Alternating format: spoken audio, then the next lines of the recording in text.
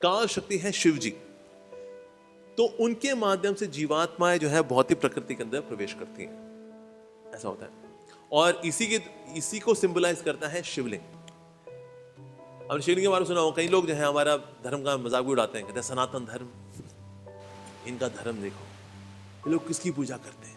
लिंग की पूजा करते हैं ये लोग, शिव लिंग। असल में जिनकी बुद्धि उनके दूसरे हिस्सों में रहती है, उनको सिवाय उसके अलावा सूझता ही नहीं है कि देखो ये हिंदू धर्म, सनातन धर्म, देखो ये लिंग की पूजा करते हैं लोग, लिंग की पूजा करते हैं। अरे बांगड़ू, अरे भटूरे इंसान। लिंग का मतलब होता है सिंबल, लिंग का मतलब होता है सिंबल। लिंग का मतलब जो है प्राइवेट पार्ट नहीं होता, कि जो ऊपर वाला पार्ट है शिवलिंग में वो शिव जी का प्राइवेट पार्ट है, नीचे जो है पार्वती जी का। यही बताता है कि तुम्हारी बुद्धि भी वहाँ तुम्हारे उन्हीं अंगों में रहती है, इसलिए तुमको इसके अलावा और वो सूझता ही नहीं है। असल में लिंग का मतलब है सिंबल, शिव जी का ये सिंबल है।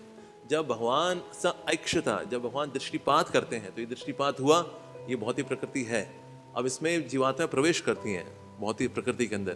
तो अब इसको जब ऐसे कर दिया था, दिस इज शिवलिंग ऐसे एक्चुअली, तो ये शिवलिंग की उपासना की जाती है कि okay this is the origin of the creation, ये भौतिक प्रकृति का ये ओरिजिन है, इसको बोलते हैं शिवलिंग। ये है दृष्टिपात। दृष्टिपात है कौन? काल शक्ति, शिव जी, भगवान विष्णु, जब महाविष्णु जब दृष्टिपात करते हैं तो ये दृष्टिपात, ये ऊपर का पार्ट है, और ये नीचे का पार्ट जो है बेसिकली वो है प्रकृति। तो यहाँ पर अब जीवात्माएं सब प्रवेश करेंगे इस तरह से। So this is the origin of the universe, इसीलिए शिव जी का ये सिंबल माना जाता है, ये चिन्ह है शिव जी का। एक्चुअली प्राइवेट पार्ट के लिए जो शब्द है वो है शिशनम। जीवेर लालसा ये इति उत्तिधाय शिष्णोदर परायण, कृष्ण ना ही पाए। शिष्ण, शिष्ण शब्द होता है प्राइवेट पार्ट के लिए, लिंग नहीं होता। लिंग का मतलब होता है सिंबल, पुलिंग मेल सिंबल, स्त्री लिंग।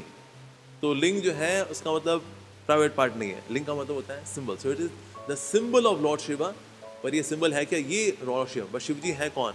अपने काल, महाकाल रूप में, कमिंग फ्रॉम महाविष्णु, ऐक्षता, उससे मटीरियल नेचर एक्टिवेट होकर के वहां पर प्रकृति में जीवात्मा जा रही है। This is the right meaning of Shivling. तो इस प्रकार से ये प्रार्थना इसलिए की जाती है क्योंकि जिस प्रकार से हम यहाँ घुसे थे इस जगत के अंदर, तो हे शिव जी, हमारे अंदर जो अहंकार है, जगत में रह करके हम जगत के हैं, हमारे यहाँ परमानेंट रेजिडेंस पीआर मिली हुई, यहाँ की सिटीजनशिप, हमारी परमानेंट सिटीजनशिप है यहाँ की, वो कैंसिल कराने के लिए हम शिव जी से प्रार्थना करते हैं, शिव जी प्लीज हमारी एंट्री आप ही के थ्रू हुई थी, लेकिन हमको ना एग्जिट करनी है, तो आप हम पे कृपा करें, वापस हम गोलोक वृंदावन जा सकें।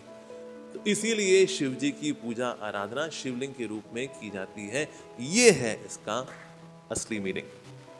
तो इसीलिए जो लोग इसका गलत मीनिंग देते हैं, तो कहीं ना कहीं वो ईर्ष्या है, द्वेष है, क्या कर सकते हैं उनके लिए हम उनको भी शिव जी से प्रार्थना करनी चाहिए। हमने आपको गलत मीनिंग बताया, हम क्षमा कर दीजिए, हम घोर अपराधी लोग, तो उनको क्षमा की याचना करनी चाहिए वास्तव में शिव जी से।